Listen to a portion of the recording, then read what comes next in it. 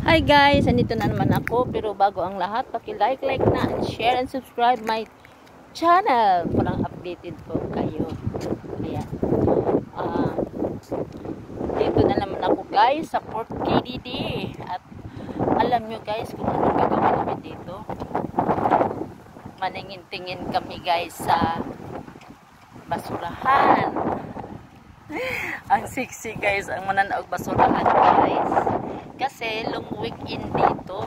Kaya nandito kami guys. Try kami ng magtingin-tingin kung may mga basura. Kasi alam nyo guys, may i-reveal na naman ako guys sa aming 3 araw ay ng pagbabasura sa mga cans, sa buti. Is umabot yung buti namin kanina at saka cans is $56 ang aming na-income guys. So kaya naanad si Manay at saka ang aking hagi guys. Hinayaan na lang nila ako na manguha para sa kinabukasan. Para din ako nagtatrabaho guys kasi kumita ako ng $56.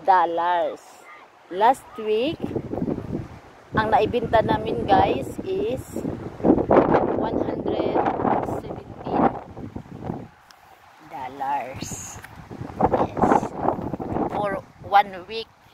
Ngayon kasi guys is hindi kami masyadong nanguha ng kagabi o nung isang gabi.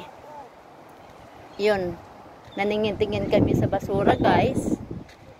At kaninang umaga binilang namin kung ilan ang aming nakuha guys. So nagkapira na naman kami. Kaya ngayon guys titingnan natin kung anong laman sa basura. Kung meron bang lata. Meron guys.